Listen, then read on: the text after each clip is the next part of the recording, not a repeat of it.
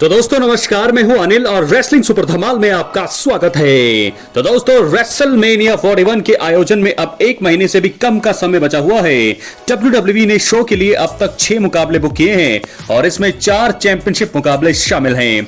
Fans इन match के लिए उत्साहित हैं और सभी के मन में सवाल होगा कि नतीजे किस ओर जा सकते हैं। इसलिए आज की इस वीडियो में मैं आपके सामने लेके आ चुका हूं रेसलमेनिया 41 के लिए अब तक बुक हुए सभी 6 मैचों और उनके प्रेडिक्शन के बारे में। तो इसलिए दोस्तों वीडियो के अंत तक बने रहें और अगर आप चैनल पर नए हैं सब्सक्राइब करने के बाद ऑल पर क्लिक करें क्योंकि ये फ्री है और यहाँ आपको हर प्रकार की रेसलिंग जगत से जुड़ी हुई तमाम जानकारी मिलती है। तो दोस्तों आपको बता दें कि जिस प्रकार मैं प्रेडिक्शन करूंगा उसी प्रकार आप भी प्रेडिक्शन कर सकते हैं। कमेंट बॉक्स में बता सकते हैं कि 6 मुकाबले जो होंगे उन 6 मुकाबलों के विनर कौन हो सकते हैं। आपके हिसाब से क्या होगा आपकी प्रेडिक्शन और साथ के साथ मैं भी प्रेडिक्ट करूंगा। तो चलिए वीडियो को शुरू करते हैं और बात करेंगे हम सबसे पहले मुकाबले की जो है द वाइपर रैंडी ऑर्टन और केविन ओवेंस। रेसलमेनिया 41 में हम पहले मुकाबले की प्रेडिक्शन के बारे में बात करेंगे जो होने वाला है रैंडी ऑर्टन और केविन ओवेंस का। तो दोस्तों आपको बता दें कि यहाँ पर रैंडी ऑर्टन और केविन ओवेंस के बीच दुश्मनी काफी रोचक रही है। केविन ओवेंस ने रैंडी ऑर्टन को चोटिल कर दिया था और वाइपर वापसी के बाद से बदला लेने की कोशिश में है। आपको बता दें कि अब रेसलमेनिया 41 में रैंडी ऑर्टन और केविन ओवेंस के बीच एक सिंगल्स मुकाबला देखने को मिलने वाला है। ये काफी धमाकेदार रह सकता है और दोनों सुपरस्टार्स जीत सकते हैं। हालांकि दोस्तों आपको मैं बता दूं कि रैंडी को जीत मिलनी चाहिए क्योंकि वो यहां से खुद को चोटिल किए जाने का बदला ले सकते हैं क्योंकि रैंडी ऑर्टन जो है यहां पर काफी ज्यादा उनको चोट लगी थी। पाइल ड्राइवर मूव हिट किया था यहां पर केविन ओवेंस ने रैंडी ऑर्टन को, जिसके चलते काफी दिनों तक रैंडी ऑर्टन जो है रेसलिंग से दूर रहे थे और अब उसका बदला लेने का समय है और रेसलमेनिया 41 में रैंडी ऑर्टन की हार का कोई सेंस ही नहीं बनेगा। तो ऐसे में मेरी प्रेडिक्शन ये है कि इस मुकाबले में रैंडी ऑर्टन की जीत हो सकती है, जीत होनी चाहिए और केविन ओवेंस की हार हो सकती है। और मैं आपको बता दूं कि यहां पर जो है रैंडी ऑर्टन उनको इस प्रकार चोटिल कर सकते हैं कि फिर उसके बाद लंबे ब्रेक पर केविन ओवेंस भी जा सकते हैं। तो क्या होगा अपनी राय कमेंट बॉक्स में जरूर दें। क्या हमें ऐसा देखने को मिलेगा या जीत होगी केविन ओवेंस की? अपनी राय कमेंट बॉक्स में जरूर दें। अब बढ़ेंगे अगले मुकाबले की तरफ जो है वुमेन्स वर्ल्ड चैंपियनशिप के लिए Tiffany Stratton versus Charlotte Flair. अब ये बहुत ही ब्रूटल कहानी हो चुकी है।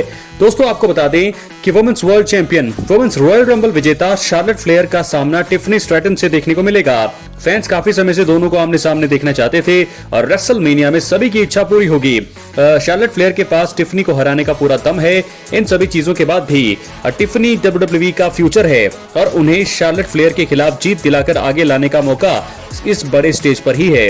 इसी के चलते दोस्तों मुझे तो ऐसा लगता है कि टिफनी स्ट्रैटन जीत जाएंगी और शार्लेट फ्लेयर का जो सपना है 16 टाइम वर्ल्ड चैंपियन बनने का वो अधूरा ही रह जाएगा रेसलमेनिया 41 में। तो मेरी तो ये प्रेडिक्शन है। क्या है आपकी राय? अपनी राय कमेंट बॉक्स में जरूर दें। टिफनी स्ट्रैटन जीतेगी इस मुकाबले को क्योंकि अभी दोस्तों वो जो है अभी नई चैंपियन बनी है और फ्यूचर है WWE का। बात करेंगे अगले मुकाबले का, एक और वर्ल्ड चैंपियनशिप मुकाबला वुमेन्स का, इयो sky versus Bianca bilayer.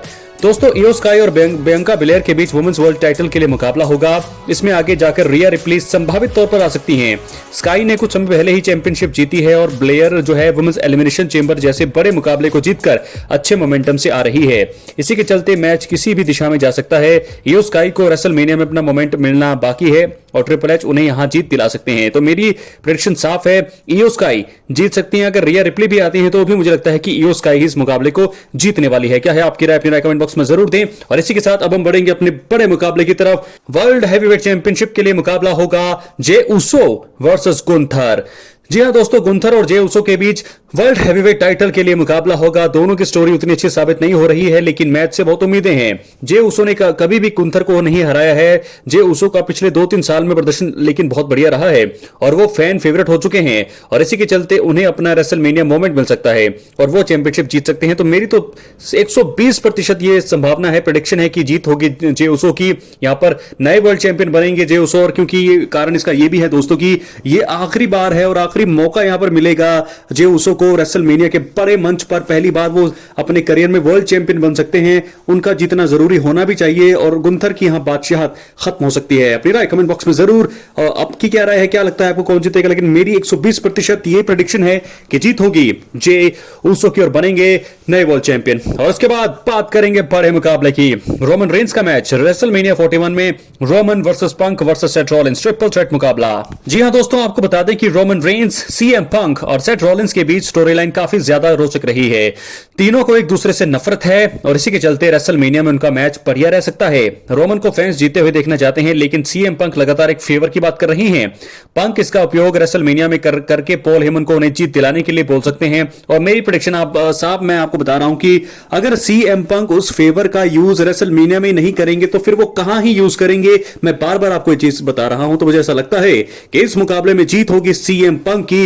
Roman Reigns इस बार मुझे लगता है रेसलमेनिया में हमें हारते हुए दिखाई दे सकते हैं। इतने सालों से वो रेसलमेनिया को जीत रहे थे, लेकिन इस साल रेसलमेनिया 41 में हो सकती है रोमन रेंस की बड़ी हार, जीतेंगे सीएम पंक।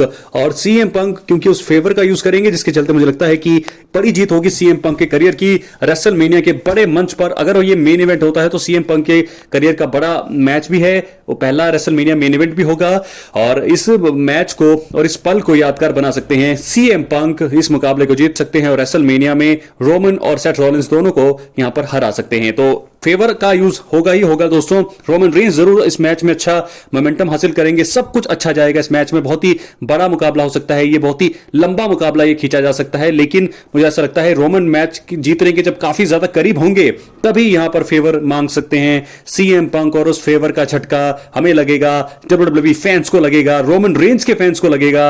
और मुझे लगता है कि पॉल हेमन वहां से फिर पूरी तरह से बदल जाएंगे, वो जाएंगे सीएम पंक के कॉर्नर में। और मुझे लगता है कि रोमन रेंस का नजारा देखने लायक होगा, वहीं से अटैक करेंगे सीएम पंक और जीत जाएंगे उस मुकाबले को। और ऐसे में हमें बहुत ही बड़ा सरप्राइज मिलेगा डब्ल्यूडब्ल्यूई में। अब हम बात करेंगे मेन इवेंट की। तो दोस्तों बहुत ही बड़ा main event, John Cena versus Cody Rhodes. बहुत ही बड़ा अनडिस्प्यूटेड डब्ल्यूडब्ल्यूई चैंपियनशिप के लिए मुकाबला है। कोडी रोड्स और जॉन सीना के बीच स्टोरी काफी ज्यादा रोचक अब तक रही है। जॉन सीना हील बने हैं और वो बेहद खतरनाक हैं। द रॉक और ट्रेविस स्कॉट का दखल मैच में हो सकता है। जॉन सीना का लक्ष्य हम सबको पता है 17 टाइम वर्ल्ड चैंपियन बनना। वो कोडी रोड्स को आखिर हराकर इतिहास रच सकते हैं और चैंपियनशिप जीत सकते हैं। ऐतिहासिक हील टर्न के बाद जॉन सीना के हारने के चांस और सेंस बिल्कुल ही नहीं है। तो मेरा प्रेडिक्शन साफ तौर पर है, मैंने 120% कहा था जे ओसो के लिए, यहां पर मैं बोलूंगा 200% चांस है जॉन सीना की जीतने के। हालांकि काफी टफ और काफी टक्कर देंगे यहां पर कोडी रोड्स। ये मुकाबला भी काफी लंबा जा सकता है और कोई ना कोई शर्त यहां पर जोड़ सकते हैं रॉक। जी हां दोस्तों, द रॉक का दखल होगा। ट्रेविस स्कॉट भी यहां पर आ सकते हैं और मुझे इतना भी पूरा यकीन है कि कोडी रोड्स की तरफ से भी कोई ना कोई जरूर आएगा। क्या वो रैंडी ऑर्टन होंगे, कौन होंगे, क्या वो स्टोन कोल्ड होंगे, क्या वो कौन होंगे, देखने वाली बात होगी। लेकिन मुझे ऐसा लग रहा है क्या वो गोल्डबर्ग भी हो सकते हैं। कोडी रोड्स के साथ कौन ज्वाइन करेगा ये भी देखने वाली बात होगी।